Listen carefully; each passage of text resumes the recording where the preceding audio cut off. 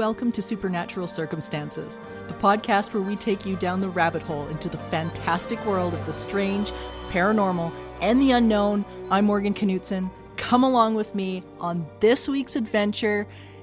Guys, we have a very, very, very special guest that I am so excited about today. I was so thrilled when he agreed to join us for our amazing hour bi-weekly. Dacre Stoker, the great-grandnephew of the incredibly talented Bram Stoker. And for those very few of you who don't know who Bram Stoker is, he was the author and creator of the infamous Dracula.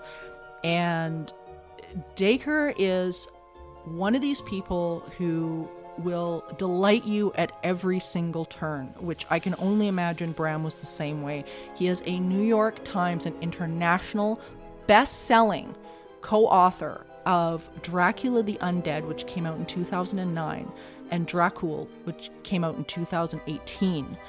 He is also the co-editor of the Lost Journal of Bram Stoker, The Dublin Years, which was in 2012. He's published Stoker on Stoker, Dracula Revealed in 2022, which was a companion book to his audiovisual presentations, which he takes all over the world. He's phenomenal. He is a native of Montreal, Canada, guys. He is a native of Montreal. And believe it or not, he was teaching PE and sciences for 22 years in Canada and the States, but he's consulted all over the place on History Channel, Historical Haunts, PBS, Travel Channel. I mean, you name it, you guys have probably seen him around. He's amazing. But the neat thing is, and I'm going to talk a little bit about this later, is that he actually hosts tours to Whitby, England. Anybody that's a big Dracula fan knows the significance of Whitby, England, Dublin, Ireland, Cruden Bay, Scotland, everywhere that Bram Stoker lived, worked, you name it. You guys can literally go and see these places with the great-grandnephew of Bram Stoker. Like, you cannot get better than that. But today we're talking about something that surprised me a lot. And I am a big Dracula fan, admitted. I love vampires. I love the lore throughout the world. But Bram Stoker had an incredible connection to parapsychology and the paranormal. This was not just an offshoot for him of a fantasy story that he put together after doing some research. No. This had major ties for him and roots in real life paranormal, parapsychological encounters that he was researching at the time. Who knew? But Dacre is going to be able to expand on this so much more. Let's get this going, you guys. Let's have at it. Well, this is wonderful, and I'm so grateful that you were able to join me on Supernatural Circumstances. Thank you so much for taking the time to do this. Morgan, you're welcome. It's a pleasure to be on your show. It's our time of season, isn't it? The fall spooky season. It's our time to, I'd say, shine, but it's more our time in the shadows. Time in the shadows. It really is. It's such a wonderful time of year, I think, because people delve a little bit more into things like historical literature and things like that bring up those maybe old memories or feelings about all of this. And I can relate to you a little bit because not only with the Canadian connection that we've been sort of chatting about off air, but also because I've got a very famous historical relative in Ontario as well, and it's so amazing to talk with somebody like you that has such an incredible legacy with Bram Stoker. And I was wondering, maybe you can talk to the audience a little bit about that. Yeah. So here's how I came to end up in Eastern Canada. So Bram Stoker was born in 1847, just outside of Dublin, Ireland. He was one of 7 children. His youngest brother, George, was my great-grandfather. So of 7 kids, only 3 had offspring. Bram did. Bram had a son had a daughter, and there's still some of that part of the family tree still alive today, my cousins. One of his other brothers, Tom, had a daughter, but that side of the family has died out. So of 7, only 2 have offspring still alive today. So George had a son and a daughter. His daughter never married, but the son, Tom, actually moved to Montreal after the World War One. And he actually helped start the Montreal Stock Exchange, if you can believe it. And that's how our branch of the Stokers came from Ireland to England and then over to Canada. That's incredible. Yeah, I had no idea. Pretty cool legacy to be a part of. Yeah. I had no idea that there was the Canadian connection, and it's so exciting because, oddly enough, that's not really discussed here very much, and that's it surprises me, but it doesn't surprise me because my great-great-grandfather was one of the founders of one of the first parapsychology, or a president of one of the first parapsychology associations in Canada. And that's not talked about very much either, which is interesting. There's this sort of shadow, if you will, over subject matter like this here in Canada. I wonder if you've run into that as well. Yeah, obviously you look nowadays on television, reality TV is full of paranormal investigations, right? And that's a broad term. But you really have to go back to, the 1800s when this movement was getting recognized and taking steam, partly in upstate New York, which is not that far from Ontario and Quebec. It's sort of then moved over to England, and it sort of picked up credibility with people like Arthur Conan Doyle, who actually was a very good friend of Bram Stoker's, business associate. Yeah, they actually did stuff together. He brought a play that Bram helped adapt. Bram was invited to his wedding. He wrote an article about Arthur Conan Doyle. He got a very nice letter from Conan Doyle congratulating him on Dracula. So in the broader scope, here's how I tend to explain it, and your listeners may appreciate this. So you got to look at what was going on in society at the time when Bram Stoker was being influenced by things around him.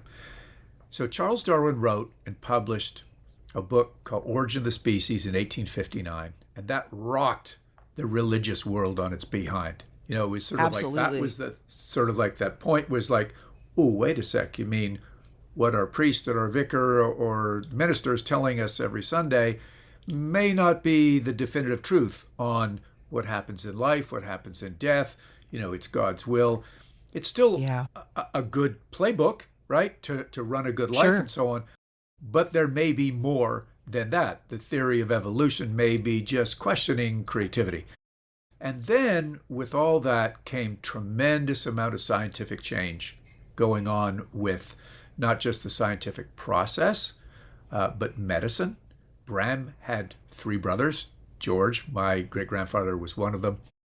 He invented ozone therapy, if you can believe it. His older brother, Thornley, was knighted for his contributions to medicine. He was the head of the Royal College of Surgeons of Ireland. He actually helped Bram with all the medical sides of Dracula. So it was phenomenal. Accurate. So medical science was advanced. And then industrial science. I mean, there were so many inventions that were made during these times of the early Industrial Revolution. And so the world was sort of spinning its wheels. But what free thinkers, people like Bram Stoker, Conan Doyle, Mark Twain, who was a good friend and neighbor of Bram Stoker's, were the type of guys that would want to think beyond what was being spoon-fed in the church on Sunday. And that is, what about the spirits of the dead? Can we communicate with our spirits? Where do they go? What happens? And so spiritualism, mesmerism, these elements, the supernatural, the occult, all these things were beginning to be looked at. These were, Morgan, the original paranormal investigators, right? Yeah, and, absolutely. And Bram Stoker included that stuff into Dracula, and we'll get to that in a little while. But that's sort of my preamble towards Bram had a very dark sense of imagination, but he was also a broad thinker. And I really believe he was a person who was the sign of the times, that was thinking about, and he wrote about things like second sight in his other books, ghosts, the supernatural. It wasn't just, strictly related to Dracula. So that's my sort of beginning monologue. I think it's brilliant. And what's really cool as well, to sort of rope in Conan Doyle, is J.B. Rhine of the Rhine Institute, when he started his journey down into parapsychology from Duke University and things like that, his vision and his life took a turn after he heard a lecture from Conan Doyle about spiritism and spirituality, and he realized, like, this is it for me. This is the calling that I need to go down. And of course the rest is history. But it's so interesting that Bram seemed to have that similar calling as well, because what I've found talking to so many people over the years, I mean, I've been in this field for close to 25 years now. And what I find really interesting is that once people get a glimpse into it, it really becomes a driving force for them. And it comes out in like all of these different amazing ways. But sometimes it's literature, sometimes it's study, and it seems like Bram had that as well. Is that accurate? Well, I definitely think he was interested, but Bram compartmentalized many things. All right, so you got to go back a little farther to sort of put this in perspective. The age of 0 to 7 had a very mysterious illness. Nobody knows what it was. I think it was respiratory allergies, serious asthma that debilitated him. He was really an invalid for the first 7 years of his life.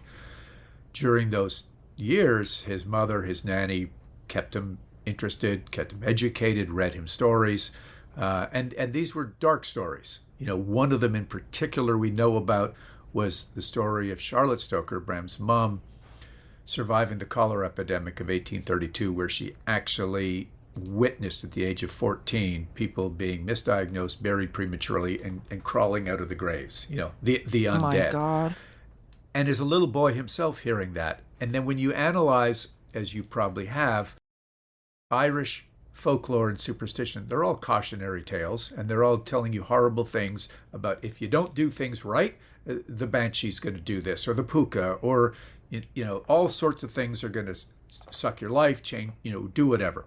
So he was exposed to all of that, and that gave him this dark sense of imagination.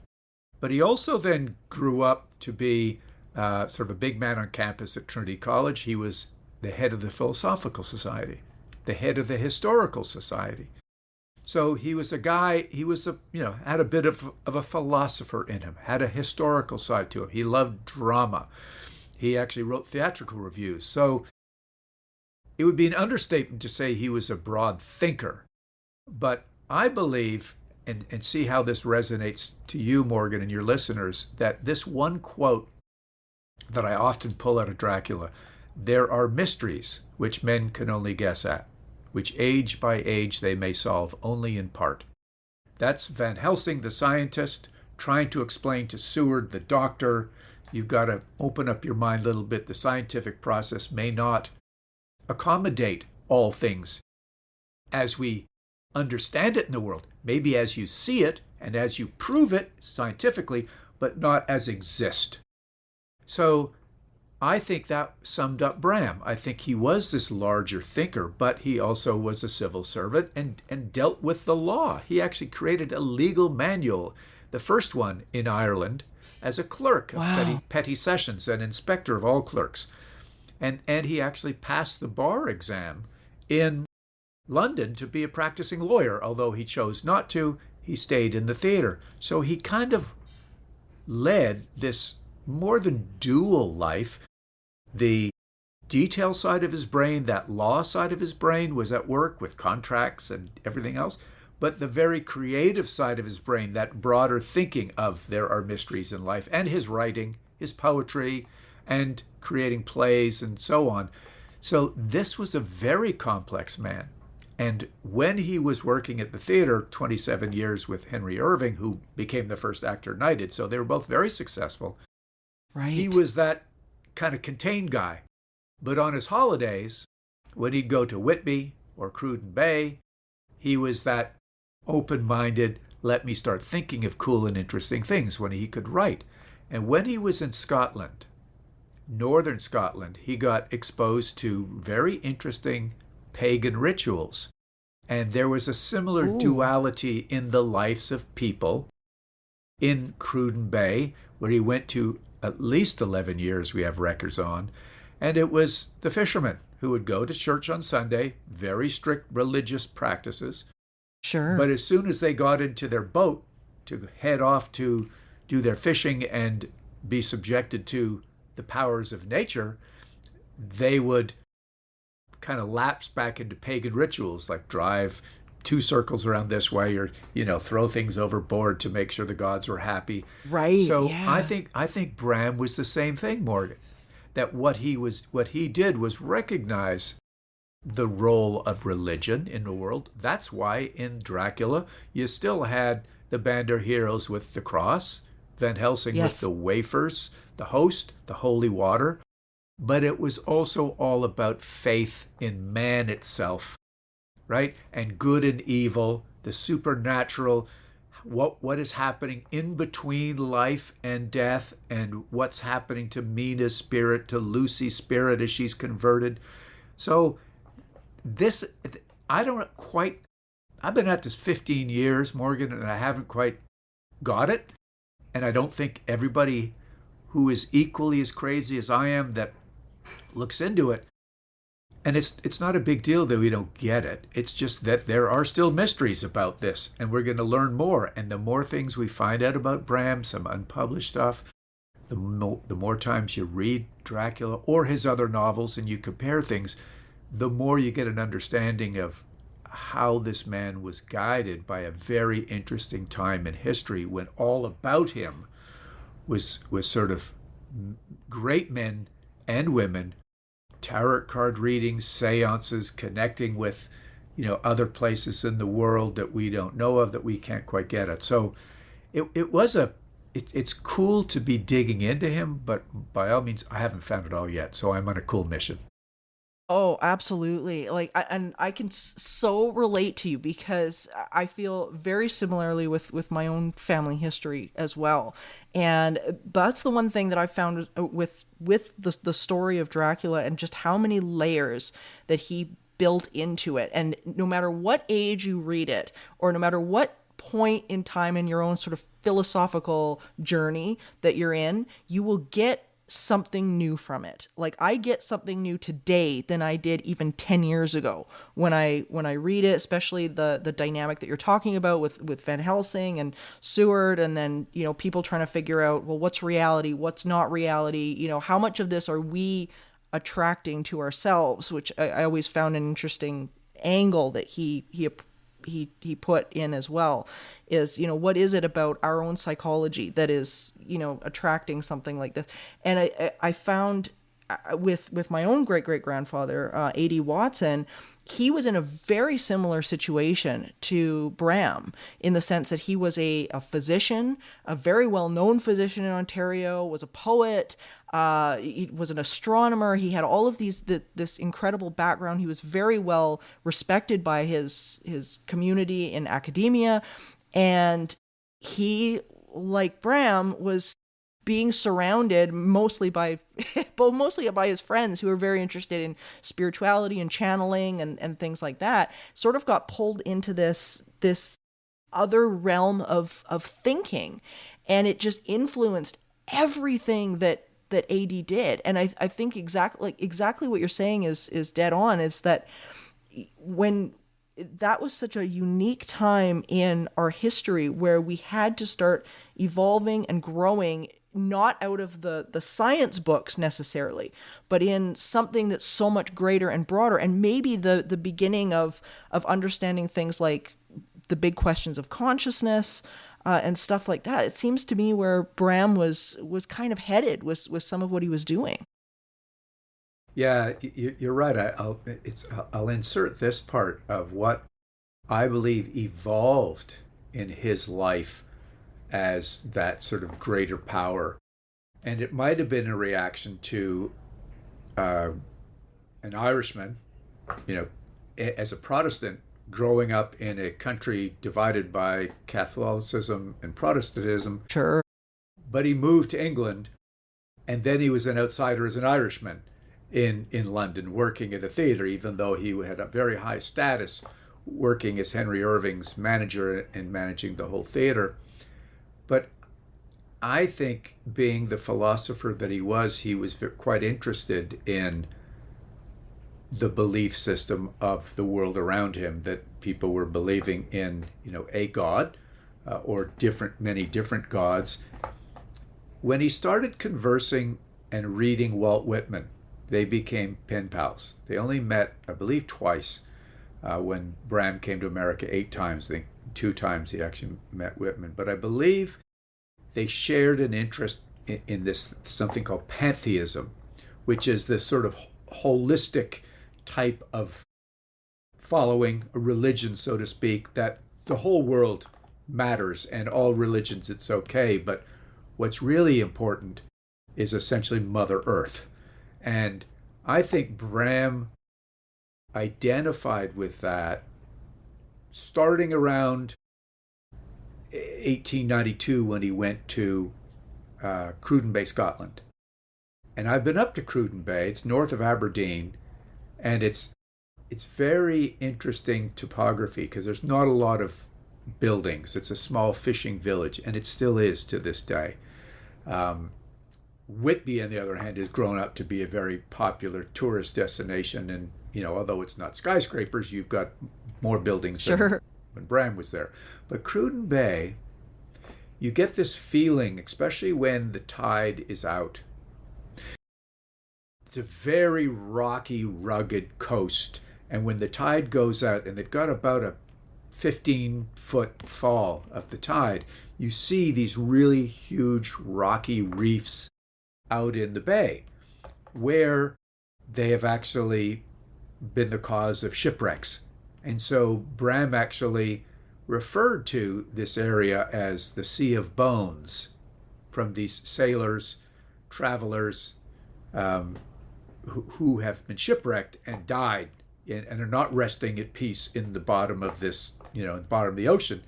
And in one of the books in particular, Morgan, he wrote of a ghost walk, where the spirits of those lost at sea over the centuries have all sort of come up and walk and find a place of refuge. And there, funnily enough, there actually is St. Olaf's Well on the coast, coming out of what now is a very posh but interesting links golf course.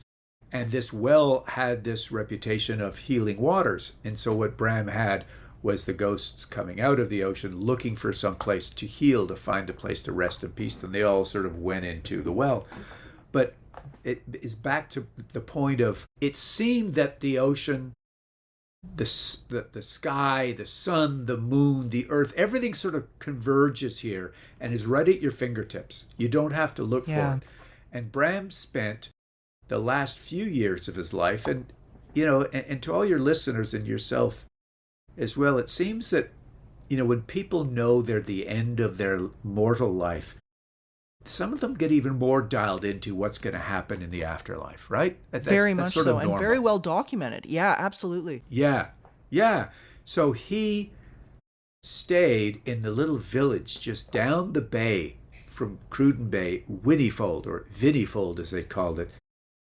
And he had set up a hammock, and he had had a stroke at this time, but he spent hours laying on the hammock looking out at the scars, they called them. This is this reef area, and just enjoying nature, and sort of lapping it all up. And he was determined, even though he was in ill health, to get there, which was not easy from London. It was about 5 different trains and, a full day's travel. And Florence took him there. And when I go there, I've been there now twice, I really think that I can identify with what he identified, which was that connection, that mortal connection between life as you and I know it, but also the underworld. And the final thing to back up my theory on this is he mentioned in an article, in an interview, that he found Cruden Bay by looking at a geological survey map. And he saw where there had been massive upheavals when the earth was formed between the granite, which is the pink rock, and the gneiss, K-N-I-C-E, the black rock. And it had this upheaval right there at Cruden Bay. And so the rocks that I'm talking about and the rocky coast, the crest of these rocks are pink and black. And I think that's, even before he got there, he knew what he was looking for by doing his research on the geological survey map. That's what got him there. And then he was there, it all kind of played out. So wow. I think this is a guy that, yep, he played by the book, followed religion, but he also developed this other appreciation for Mother Nature and the underworld. Yeah. He was very into, in his novels, not just Dracula, volcanoes, earthquakes, all that underworld stuff, as well as spiritualism and things on top of the underworld. Yeah, well, there's so many layers when you start to delve into, I think, just this subject matter in general. Like, I started out years ago just with this interest in people's spiritual encounters and belief systems, and I was fascinated by where it was taking people. What did that mean for what we were experiencing, how we were understanding and reading the world? What did this all mean? And I found that the more I dove into what I thought was something external, it's not. It's something that's very much your own journey. And everything that you're talking about with what you think that Bram was probably tapping into and experiencing, I think you're dead on. We look at people, especially people who are terminal or sort of know that their time is coming up, and they are typically far more in tune and often have a very similar, I guess, set of, I don't want to say beliefs, but perceptions that we see in children when they're really, really young. When everything's, the ego, everything just gets stripped away and you get to experience the world, I think, a little bit more as it's meant to be received and experienced. So it doesn't surprise me at all that he was one of those people, because I mean, if you spend a lifetime looking into things that many people I think would consider just really, really strange, after a while people like you and I consider this something that's probably relatively normal, but it's one of those things that once you see it and get connected with it, it's very, very, very, very hard to put down. You can't unsee it. Yeah, I'm glad you said that thing about children, because you triggered a thought that I got to tell a story about Please Bram. do. So in my research, I'm looking for things like Bram was looking for, real experiences that you can use in your novels, right? That's what J.D. Barker and I used in Dracula, Ian Holt in Dracula the Undead. You find things that Bram was thinking of in his notes. You find things in your own life that you thought of, that could be inserted here. And I think Bram was always on the lookout for that. So in my digging, I found a newspaper in Dundee, Scotland. So it was a newspaper writer, Norval Scrimmanger. And he was a journalist who did believe in second sight. And so J.D. Barker and I actually used him in Dracula doing sort of an occultish cool thing. In 1931, he wrote of an encounter with Bram at a social engagement, sort of a cocktail party reception, primarily for Henry Irving. But he said, and I was far more entertained by listening to Bram Stoker holding court around the fireplace as he was smoking a pipe and having his brandy, where he told of two separate incidences where he himself experienced second sight. But Interesting. he waited over 30 years to write this. So Bram died in 1912. He didn't write it until 31, but he didn't meet Bram in 1912. He met him way back in 1892 or 1893, one of Bram's earlier visits there. So I'll just give you a short version of both of them. One of them is Bram said, when I was in Edinburgh with a friend, and I met his wife, and the wife was holding a little baby. And the 4-year-old daughter came in to the room and sort of interrupted everybody because it was sort of grown-up time, and the wife was holding the baby, and the little Sure. girl was crying. And the father or mother said, what's the matter? And I think the little girl's name that was being held by the mom was Sarah. Sarah's going to die. And they said, what do you mean? She's fine. No, I see her dying. She won't play with me anymore. And it's like, what do you Wow. mean? She'll never play with me again. And so this little girl, what they were saying was she had some sort of premonition. Sure. And, back in those days, kids caught things and they would die fairly soon. But it's usually not instantly. Yeah. But the next day, little Sarah died. Wow. So the 4-year-old somehow had the feeling, the vibe, the premonition, whatever it was, that death was going to visit this little girl overnight. And there was no, apparently no fever, no nothing. It wasn't like a long drawn illness. So that's the first one. The second one is Bram had been invited to go to visit the Earl of Errol. Now, the Earl of Errol was the guy that owned all the land around Cruden Bay, like these earls would. Big castle. And it was customary to invite visiting sort of dignitaries like Bram, who was a big wig, to come visit the Earl. So Bram had visited him, and he got the invite, because he had stayed there for a month. Sure. The invite to go pheasant hunting, with pheasant shooting, they called it, with the Earl and all the other sort of hoity-toities in the area. So it was a big deal. Wow. And what you'd do was you'd have Bram, and you'd have a guide, they called him a ghillie, who would be your loader. He'd carry the guns for you.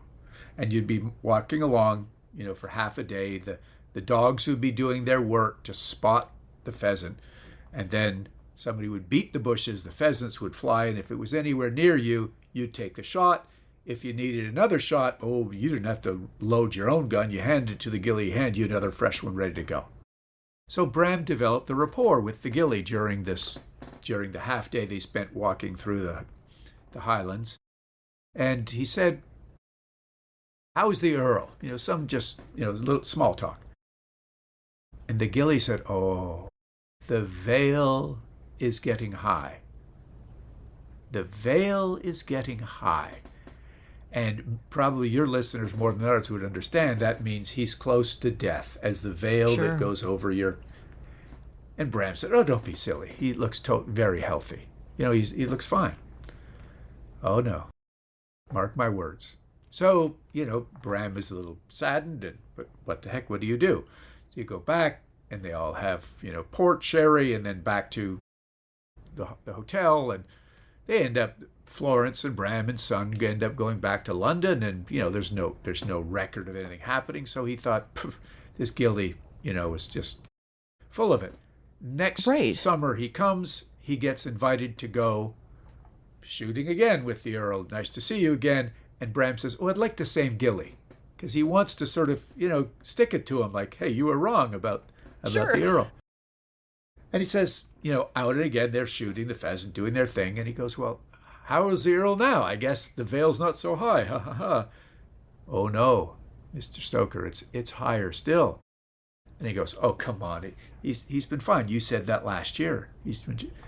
And sure enough, Morgan, in 2 days, the Count died of a totally unexpected, as they are, brain aneurysm. Wow. So this was not something you'd get, in your checkup. Obviously, back in those days, they didn't get the annual checkups we did. And even if you did, you still can't find a an about to be brain aneurysm. But that Gilly, like the little girl, was sensitive, as many people are that have second sight or experience these things, have not only a belief in it, but an open mind and a sensitivity to it. So that was not only something that Bram was recounting that he witnessed. He then went on, within a few months, to do a book review. This is bizarre, but this is the degree of digging that I do when I'm not talking on podcasts or writing my own stories with somebody, right.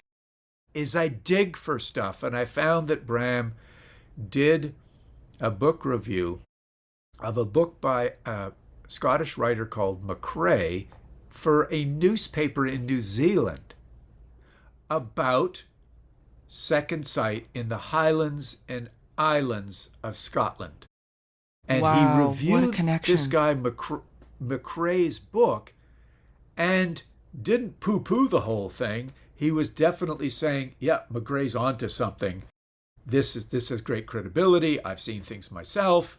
So I can go fairly confidently to you on your show here and saying, Bram was most likely a believer because he didn't put it down, but he didn't come out and say, yeah, I believe in this stuff. But he was enough of a believer to support it and talk about it and get into a newspaper article about it. But furthermore, now here's a freebie for you and your listeners. bramstoker.org is a website that's run by a university professor, does a great job collecting all of Bram Stoker's public domain works, which are most of them, right? Because he died in 50, so 1962, it's public domain. In the book, The Mystery of the Sea, the first chapter is called The Seer, and he published that as a short story before the book came out. So if any of your listeners want to dig into Bram Stoker and his understanding and sensitivities to second sight, just go look at, for free, The Seer. It's a short story. It takes place in Cruden Bay, and there's a lady that he's called Gormala. She's really not called that, but there's an old sage woman in the town that really did practice this and had premonitions, and Bram wrote all about it, and then included that in the bigger story, The Mystery of the Sea. That's incredible. And yet, at the same time, entirely surprising. Like, I feel when over the years, as I've read Dracula and read different bits and pieces of it and different pieces of Bram's work, the way he articulates the characters really spoke to me. The fact that he's either experienced things like what you're talking about, or he is that believer, is doing his research, even just in many of Van Helsing's arguments that he has, and how he phrases his position is so, I guess, indicative of how people today, academics today, that are fighting for parapsychology to be a bit more mainstream and fighting for funding. So many of the things that Van Helsing spoke about in those books are arguments that still hold very true. And I think it hold very true for me as well, is just being able to challenge what we think we know, because we don't know much. And his ability to say, look, like this isn't about casting away science. This is about understanding that this is a melding of understanding these old traditions, like what he was doing with, understanding pagans and things like that, and being able to combine it with the science that is slowly catching up to what people understand. And I think that's why, like you were saying with the fisherman on the boat, science and things like that, it's great. And then there's another element to it that when the chips are down, that's kind of what we fall back on. And you could kind of, for me, I can see that with Bram within his writing. Has there been, because I mean, you've been all over the place looking for material and understanding his journey. Has there been moments for you in this that have really surprised you about him? I tell you, probably the biggest surprise is when I found his journal on the Isle of Wight. It was a house that one of his great grandsons live in, and I actually enlisted a fellow Canadian, Dr. Elizabeth Miller, who's no longer living. She died just at the end of COVID, but she was working at University of Toronto, and she had deciphered, along with another Canadian from Vancouver, Robert 18 Bassang, the Dracula notes. So when I found this journal, which Bram kept during his college years and his first couple of years in London when he was working for Irving, and Miller and I, it took us a year to transcribe the whole thing because Bram's handwriting was terrible, and it was really only for his own consumption, right? It was just thoughts. Right. But that whole experience, which took us about a year and a half, to not only read and understand what caught Bram's eye, what things he thought were important enough to write down, social issues that sort of, I could tell, bothered him, like and it sounds cliche, but, men getting drunk in Ireland and beating their wives. It's like that's a cliche sort of thing during the Victorian era, but that stuff really happened. And Bram would see these poor ladies on the street, black and brew, lying down, just lying in the street. That really bothered Uncle Bram. But there was that sort of side, that sort of side of like, if this, what about this? What about this? He was constantly thinking about things. So that was like a year's full of those moments. And it's hard to isolate it down to one thing, but I did jot down one thing that would classify as a cool discovery, although I didn't discover it. It was a guy called, I've already forgotten his name, Richard Dalby, in 1987, I think, found the original preface to Dracula that was buried in the Icelandic edition of Dracula, and then the full preface that was in Iceland got narrowed down to this book right here, the 1897 version in England. But it ended with this, and I'd like to see your reaction, because Bram was a literary guy. He and Irving would have been very familiar with all of Shakespeare's works. Sure.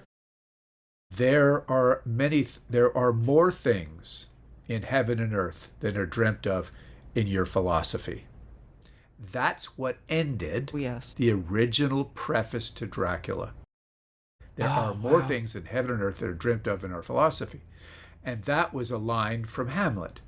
And it's obviously all about ghosts. And as you were just chatting, it made me think, and I'd like your listeners to sort of think about it, because you've probably all seen a couple different versions of Dracula movies. But the novel itself is all about why this band of heroes, the high society guys, and Dr. Seward, the doctor scientist, they had the wherewithal and the sense to bring in Van Helsing. Because it was Van Helsing who was not only a professor, a doctor, right? He was a lawyer, he had legal background, all those things that could easily have narrowed his mind, like what was happening to doctors and professors and lawyers in London society. Yep. But he was from Holland. He understood the bigger picture. He stressed the importance of there are more things in heaven and earth that are dreamt of in your philosophy to the narrow-minded Dr. Seward, who was this scientist who had to have everything proved. And he said that, the Mysteries quote, after Seward was dumbfounded. They were giving all these blood transfusions to Mina. The next day they'd come back and they'd find poor Mina pale. They'd just given her all kinds of blood. There was no blood lying on the floor. and yet she didn't have much blood left in her, barely alive. They couldn't get the concept of Dracula coming in the window, drinking her blood, so they were dumbfounded. And he said, I need you to believe in things that you know to be untrue. And that's what was limiting science at the time. And that's why I was liking what you were saying a little bit earlier about we are now, I mean, this was only 128 years ago, but we're still struggling with that, aren't we?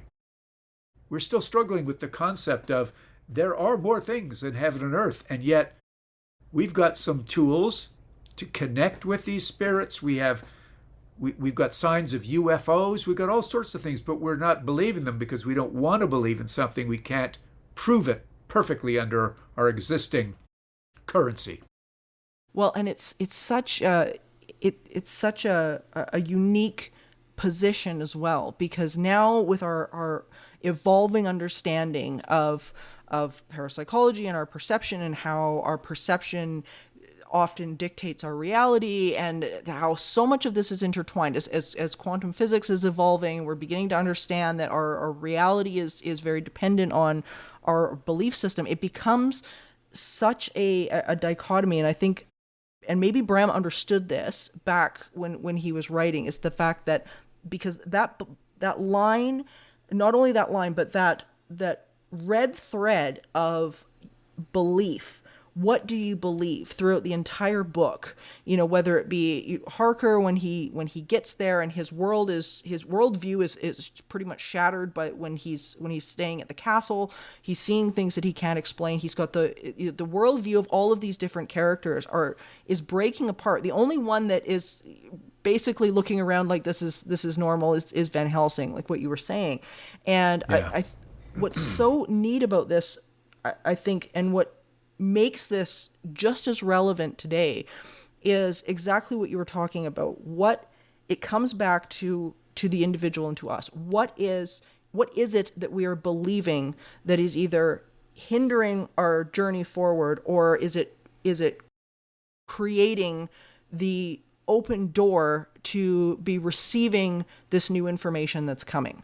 And there seems to be, I think, more of that information that seems to be being readily made available. But like you say, if we are constantly looking for that one piece of physical thing to make us believe, it's kind of the chicken and the egg a little bit. Yeah. No, you're right. Yeah, absolutely. And I've got to say this. The novel Dracula proceeded to about 2/3 of the way through until Van Helsing was able to make inroads with the band of heroes and the scientist. But the catalyst for that was actually Mina Harker.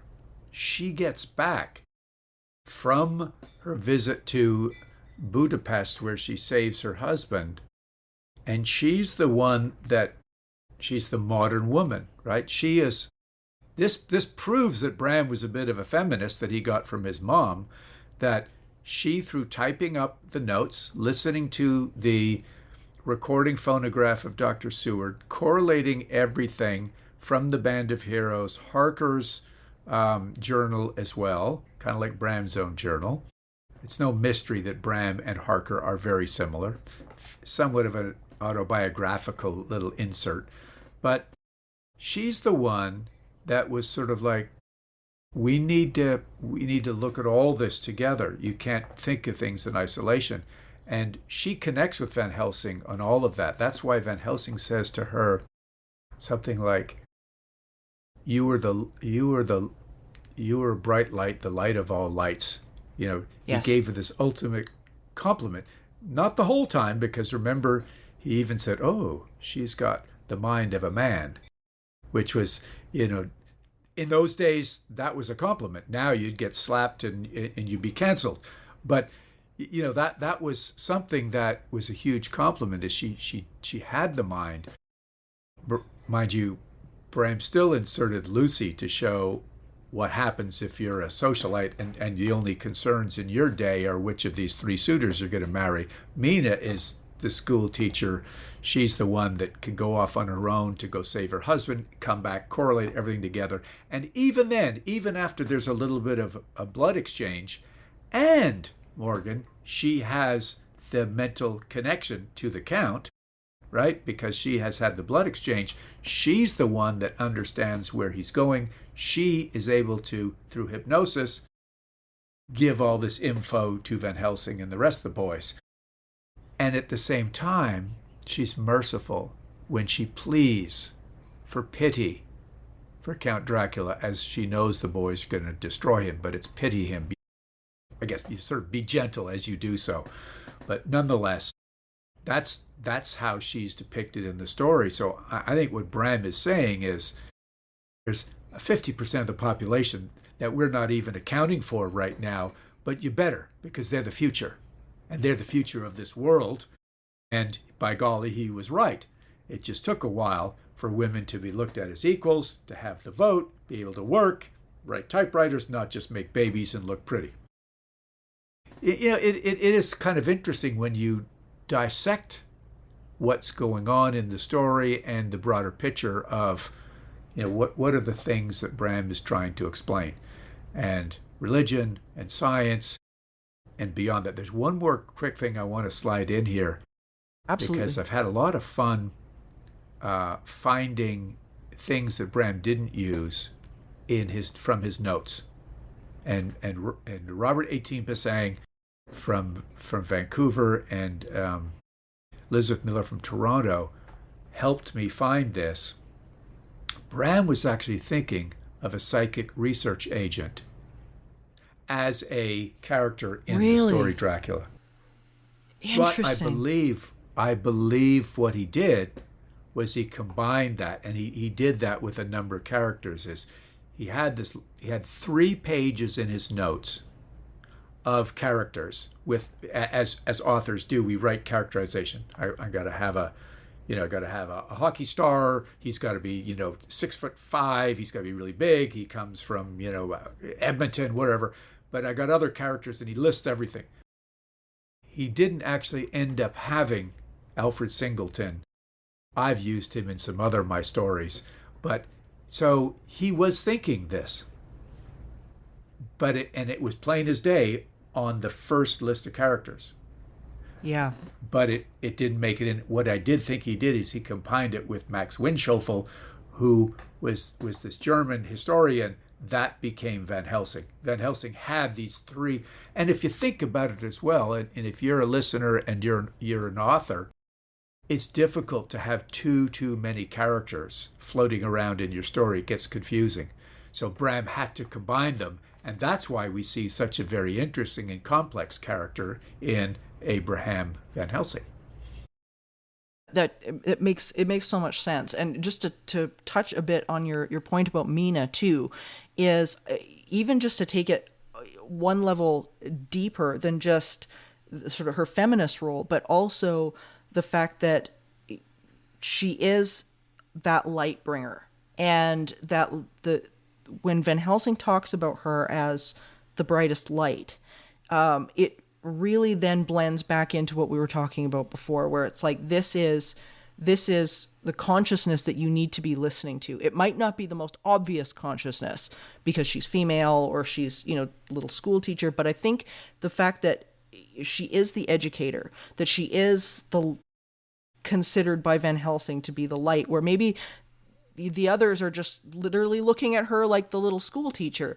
But on that level, the fact that Van Helsing sees that so quickly, I think, is lending to his second sight illusions as well, is the fact that not only is he investigating this, but it's like he picks her out so quickly and says, you've got it. You figured it out. You've got it. And I like just really cool. But I want to give you some time as well to talk about these amazing tours that you're doing for people, because this stuff, you are making this accessible and bringing it off the page for people to actually go and experience and be a part of this legacy. So can you talk about that a little bit?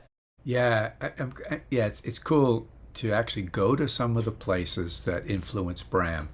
Yeah. So here's the skinny. And I've been to Romania now 14 times. Some of them are on Wow. research trips. Some of them are coming over specific conferences. Others leading tours. And so I'll be leading a tour this coming October the 27th to November 7th. And the company is Mysterious Adventure Tours. You can check them out online, Mysterious Adventure Tours. They do tours all over. But this is a specific Halloween tour to Romania. We are going to be starting in Bucharest and traveling all around the country. Some of the highlights, we go to Bran Castle. Now, Bran Castle is their number one famous tourist attraction. It is the castle that Bram Stoker looked at in two books. Two of the books in the London Library that Bram used for his research. There's 26 in all. Two of them had sketches of this castle. The only castle in any of the books, there were sketches. So I am convinced he used these two pictures to describe his fictional castle Dracula. Plus, if you read the description, it looks exactly like the outside of Bran Castle. He never went there. The closest he got was Italy, when he buried his father. But luckily, lots of other adventurers went to Transylvania and wrote all about it. The train schedules, he got all right. The clothing, the topography, the history, all because lots of other writers had gone there. It's like you or I, Morgan, if we're going to do writing or do research, we go and Google it, right? Sure. Google Maps. But Bram obviously didn't have that, but he had these other adventure books. So we'll be going to Bran Castle. We'll be going to Sighișoara, where Vlad the Impaler was actually born. There's the footprint of the same house. There's now probably the different house, but the same place. Beautiful old wall city. We'll go to Snagov Monastery, where apparently Vlad was probably buried. We'll see a shrine to him. We'll have cool dinners. We'll have some wine tastings. We'll go to Corvin Castle. We'll go to Hoia Baciu Forest, which is one of the most haunted forests in Europe. Yes. Lots of cool places to let people feel the vibe. You know, modern places, old places, cool old villages, Saxon villages. So that's 12 days. And to me, it's in a step back in history into heaven. But the other cool thing we're doing, which is very unusual, is Maria Schmidt, who runs Mysterious Adventure Travels, has actually rented the whole Bran Castle on October the 30th. They hold a huge party outside in a tent for like 500 people. We're going to be inside the castle on the 30th, all by ourselves, just up to, I think, 100 people at the most on our tour, and others that they sold tickets to, just the party. And we're going to be doing very interesting. I'll be doing some entertaining along with some of the local guides there, giving the history of Queen Marie, as well as Vlad the Impaler, as well as Count Dracula. Dancing, DJ, dinner, all that sort of thing. So that's a separate ticketed event. So all of that, you can find all that information at Mysterious Adventure Tours online. And one day you got to come. I mean, if you have you ever been to Romania? Is that on your bucket list? I've never been. Well, it all of the lore from those areas has always been something that is so fascinating to me, and the different variations of vampires over in that in that area of the world, the Draugr and all of those unbelievable. So I mean, I think it would be an absolutely incredible journey to go on, and I hope one day I get the opportunity to go with you, because what an adventure. I mean, no one's ever going to forget standing in these places. That's it. And we go to the actual town called Sibiu, where Emily Gerard, a Scottish lady, remember I talked about Scotland earlier? Yes. Bram actually hunted down this Scottish writer who had an interest in pagan rituals as well as organized religion. She was living in Vienna, married a guy who was transferred to northern Transylvania, and on her own, a lot like you, she went off and did some sort of groundbreaking work, studying superstitions and rituals and folklore in Transylvania, and she was the one that wrote the book Land Beyond the Forest, that Bram got word for word all the Transylvanian superstitions, how to kill a vampire, the wooden stake, and all the mention of Strigoi, Nosferatu, all this other stuff. That's how he got it without going there. So we go to that town where she was, where she lived. One of the cool things that I like to do while I'm there is read passages of the novel to the people on the tour that were happening right in that spot. And Wow, so we'll yes. go to many of those same places. Yeah. Oh gosh, that's phenomenal. And I'm going to put all of the links so people can get tickets and whatnot in the show notes, so that when this comes out, everybody's going to have everything accessible to them, because it's just a once in a lifetime opportunity. And I think it's phenomenal. Thank you so much for doing this for the last hour. This has been so wonderful to have such an incredible and deep discussion about such an amazing man and his works. And I feel like I'm connected to him now. I feel so much closer to who he was as a person. And just so thank you so much for this. Oh, you're welcome. It's great to connect with a fellow Canadian. Even though I've moved to South Carolina, I've kept my citizenship. Hopefully, I'll be able to stay here. But we're all good, and nice to chat with you. And good luck with your investigations and doing what you do. And thank you. I will send you those links if that's helpful. But thank you for your interest in my work and Bram. All right, take care now.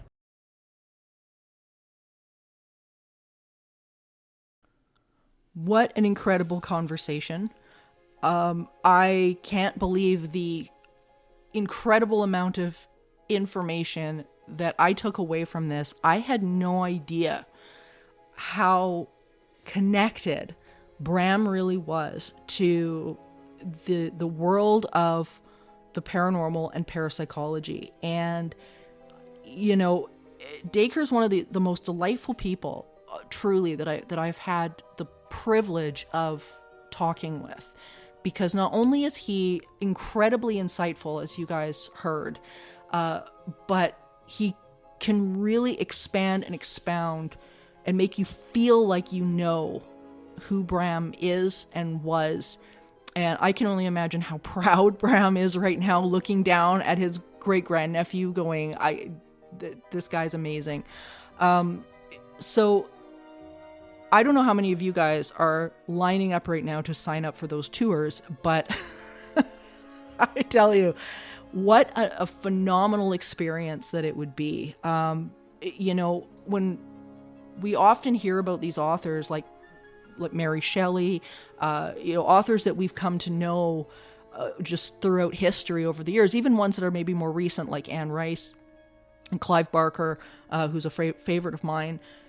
You often wonder if they've got fingers into this subject matter. And it's so phenomenal to learn that Bram really did. He really did have connections into real parapsychology phenomenon. And, I got to digging around to see if Bram and A.D. Watson had ever actually connected and met. Because Bram was in Canada during the same time my great-great-grandfather was, beginning some of his experiments. And it looks like they missed each other by literally a few years. A.D. started his work in parapsychology a little bit later, and Bram Stoker at that point was gone. And it makes me sad a little bit, because I'm sure they've connected in non-physical, but what an incredible partnership would that have been had they actually connected, because Bram was visiting Toronto at the time. That's where AD was getting started, and AD was still kind of in his skeptical stages of his career at that point. He hadn't really dove in as hard as he did to parapsychology in Canada. So they literally missed each other by a few years, which is unfortunate. But I tell you, this was such a blessing of a conversation, and what a great way, you guys, to kick off the Halloween season. I can't think of a I can't think of a better person to talk to. So I hope you guys go pick up Dacre's books. Phenomenal work. And get online. The links to the tours are going to be in the show notes. I want you guys to plug into that. If you're able to go do it. I mean, we will never ever regret spending money on a memory like that, right? It's just absolutely priceless, and what a journey through history that is. So That being said, thank you guys for joining us on this eerie expedition, dear listeners. And remember, there is no line between the natural and the supernatural. All is consciousness. Until next time, stay curious, friends. Supernatural Circumstances is a co-production of Entity Seeker, Paranormal Research and Teachings, and the 20th Plane. This podcast is a part of the Curious Cast podcast network. You can find out more about me, Morgan Knudsen, and book me for live appearances at entityseeker.ca. You can also email the show at supernaturalcircumstances.com.